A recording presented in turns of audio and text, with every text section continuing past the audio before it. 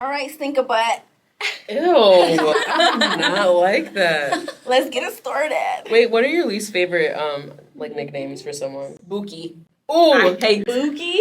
Bookie. I don't What like about Bookie. Pookie? Pookie. I hate Bae. That shit is. Bae. Ew, I don't think I like any of it. I don't like Bae. It's Bookie, Stink-a-Butt. Actually, Don't ever call me that. I love Or when people say Stink-a-Butt. stink. I like I like stink. Stinky. I'm like, hey, stink, stink. Oh hell no! I put too much in my hygiene for you to say that shit to me. Oh yeah, I don't want would to be so manifest disrespected.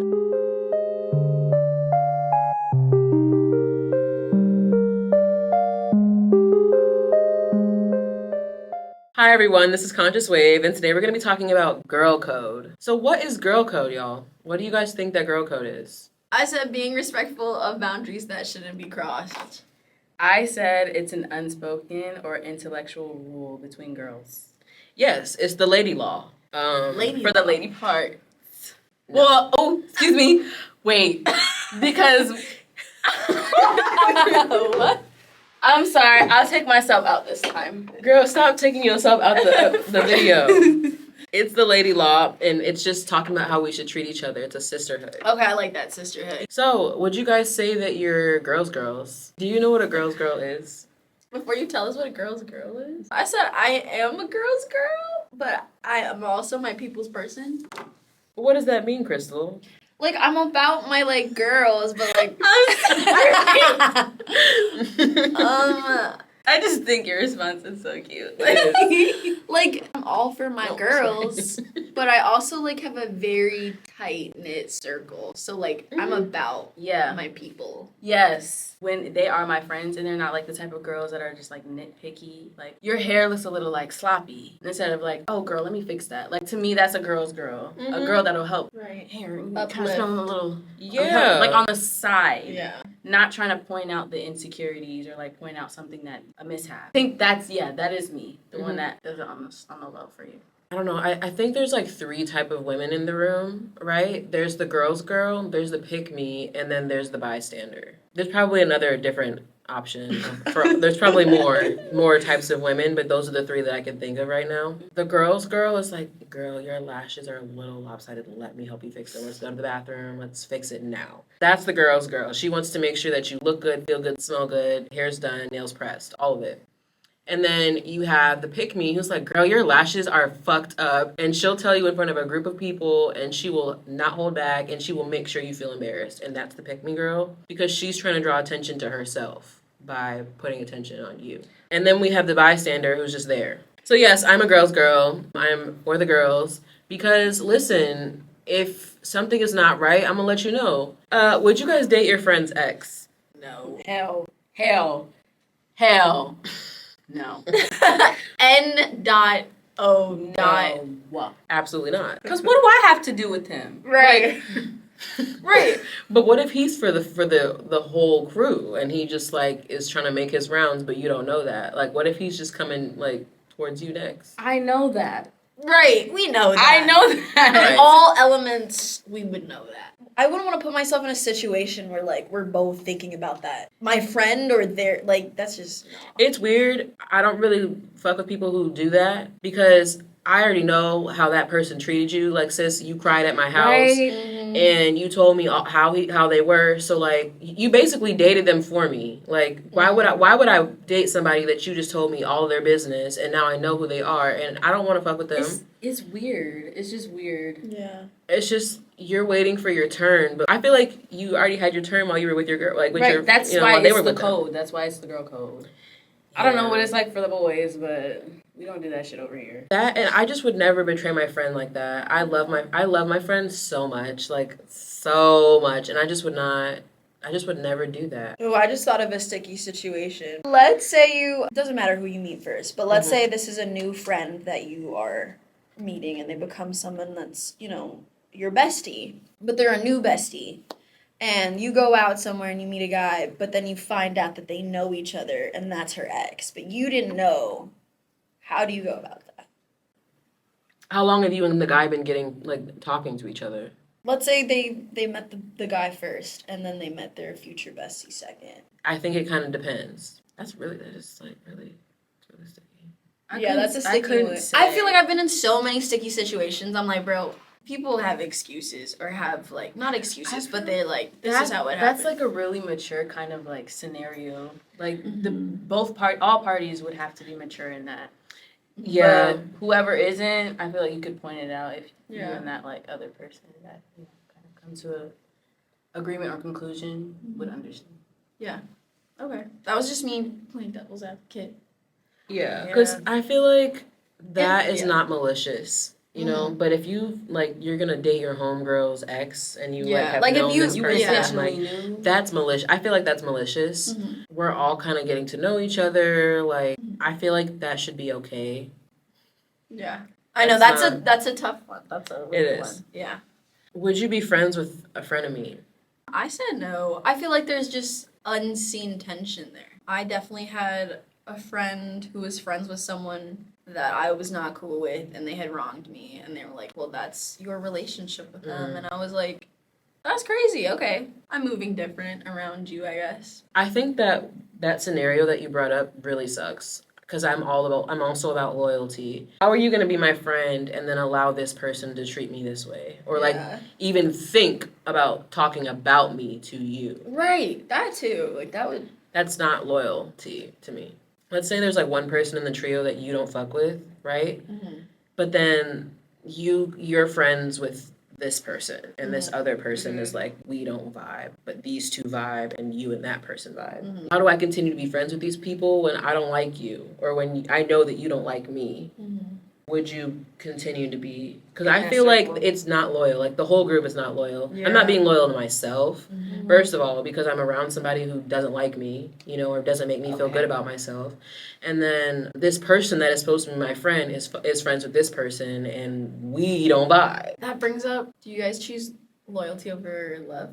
I feel like a loveless like relationship is just kind of, it's boring. I think that there's some gray area with that. I feel like those are two very strong values. And I think they both kind of play off of one another. You know, I think it really depends on the circumstance. Damn, why did you have to ask that question? I think it's a really good question. It's a really good question. I just wasn't prepared. Yeah, that's a hard one. Can you guys name a time where a friend switched up on you? You know, not all friendships are always like sunshine and rainbows. You know, you have your moments where you argue. We were both like in very like dark times with one another, so it just kind of like, you know, happened. We tried to make light of whatever bad shit that was happening. We stopped being friends because of that toxic behavior, and because I saw her as family, I would never say what really like happened like between the family. I don't care if you speak on me and what happened like between our like, you know, our banter, but like speaking on our families, the way that we live and stuff like that, telling that to other people and then turning me to be the bad guy. What the fuck's wrong with you? You said that in confidence. Right, you know? Don't speak on my name and be disrespectful. Stop talking to her because of that whole situation. I mean, like, I will say, like, I switched up on someone. I ended up transferring schools and I got a boyfriend. And because I, like, wasn't at the same school as her, I just decided that, like, you know what, he's gonna save me. But, like, I very much had a very good friend who cared about me a lot. Dropped her. And, like, I still think about that friendship and, like, how they gave so much. And that was my first love, so I was just, like, I just thought he was the end-all, be-all. So I actually used to have a friend who prioritized her like romantic relationships over her friendship sometimes, and I kind of felt like my relationship didn't matter, or like I would be a part of a trio or a group of people, and it was like, this is my best friend, and like, what am I then? And I just found that like every time this person was in a relationship, I kind of felt really distant from this person, like they weren't really prioritizing our friendship anymore. That created a whole lot of like issues. I think that we were both just really emotionally immature at the time, because I think about who I was back then, and I was just constantly looking for dopamine and like serotonin, just something to make me feel good. And I definitely think that that might be what they were looking for as well. I really did appreciate, even if the friendship like didn't even work out, I really appreciated the moments that we had, because like even though it did end, I won't be able to forget that, you know? It was a time where I could learn and I could actually like figure out a new version of myself. Now that I'm like grown and like I've been in and out of love or whatever, it's like crazy how like we can get fixated on that like serotonin from our person or whatever. In the moment it's like, oh, like I could do this forever with them, I want to be with them forever, and then you forget about the people that like were already there and already went through thick and thin. Instead of trying to chase after this like forever love, you kind of like lose sight of like the love that's like right there. And it's really good to have a support system. For your friend that switched up on you, how did you guys resolve things? She cut me off. I was not in the right place. I ended up leaving her with no other option but to kind of cut me off. My relationship with this person also became very toxic, and we kind of had to cut each other off because neither one of us were growing. It was becoming more painful than helpful, so we won't talk anymore. But I feel like, at least for me, I'm rooting for everybody. Like, if we're not cool anymore, we're not friends anymore, doesn't mean that there's any bad blood, doesn't mean I don't love you, care about you. My thing is, like, I tend to try to erase people from my life, like delete. Like, I want the delete button. I also feel that too, because it's painful. Like, at least for me, it's really painful, and it's like, I don't really like drama. Like, I just want to chill. I literally want to live a life of ease. I just want to, be zen. And when you take me out of that zen, like, I don't want to think of, this is not how I want to live my life. We love an adventure, but sometimes the drama in the adventure is not necessary. I like to think about my relationships like a butterfly, and I always picture like a little blue and black butterfly for some reason. Okay. But like, if the butterfly flies into my hand, I'm not gonna close my hand over the butterfly because I'm gonna crush it. I want to keep my hand open so that I can keep looking at the butterfly and admire it and allow it to come and go as it pleases. And I kind of feel like that's the same thing with relationships. I just want to allow people the room and space to grow because I allow myself that room and space, and I kind of expect that from them as well. What advice do you guys have for girl code and just protecting your feminine relationships? Do what makes you feel right, because even if it's wrong, you'll learn. You will learn. And if you don't, you'll keep continuing the same cycle that you know that you're supposed to be closing. My advice would be to know how to uplift yourself so that you can do that for your girls. Feminine energy is majestic and is to be respected. Even if we don't like each other, we protect one another.